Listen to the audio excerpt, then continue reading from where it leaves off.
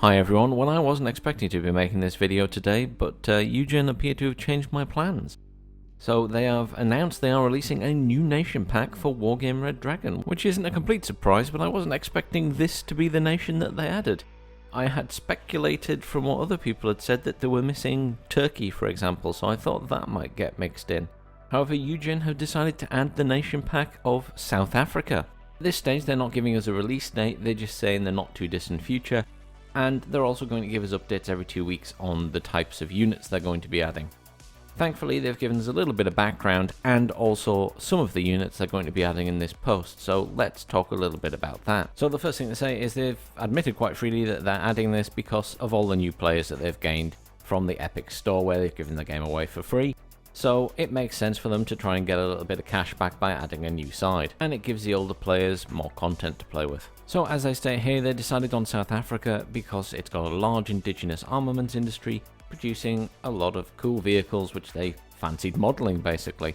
I think the other thing to mention is obviously there was the South African Defence Force at this time, and they were involved in the border war, which ran from the 1960s up till 1989, where they were fighting against communist-backed guerrillas in occupied Namibia and nearby Angola. So the conflict certainly has Cold War running through it. Politics is something I never want to really discuss on the channel, but I think it's important to mention, as Eugen have here, that at the time of all of this going on in the South African Defence Force, South Africa was under apartheid, which was basically unequal racial discrimination ingrained into the very centre of society and its laws. This started to end in the early 1990s, and in 1994 South Africa held its first universal election, under which Nelson Mandela was elected, and I'm sure even the youngest among you must know that name.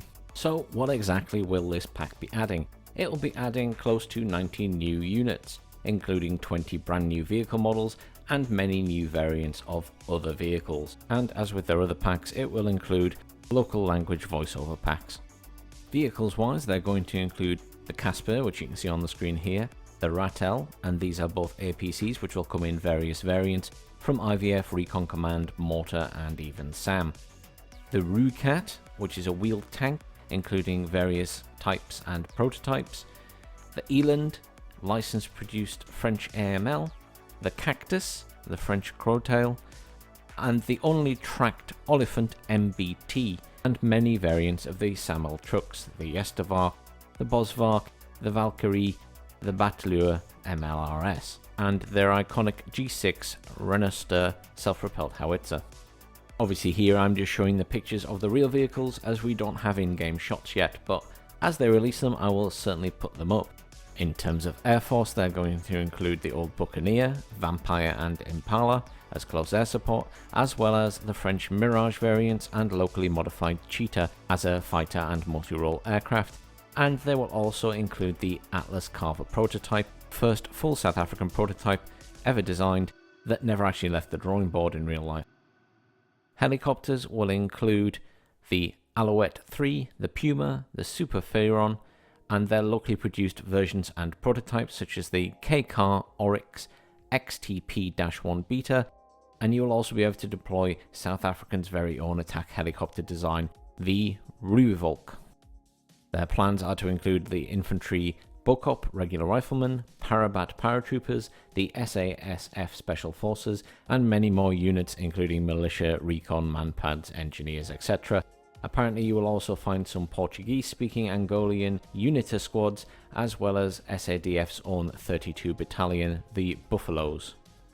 Their weaponry will feature imported or locally built R1 and R4 rifles, the SS-77 and Mini SSMGs, the LRAC and AP-less Law, but also the more original HK-21, FT5 Inflict, and of course the iconic Y2 grenade launcher and NTW-20 heavy sniper rifle. So firstly, I'll apologise for any butchering I've done of the pronunciations of any of those vehicles or squads. Secondly, at this stage I don't really want to speculate too much on what the armaments are going to be on each of the particular units or what their stats are going to be like. So with that in mind, I'm going to leave that video there and encourage you to speculate down in the comments about what you think is coming and what the stats might be.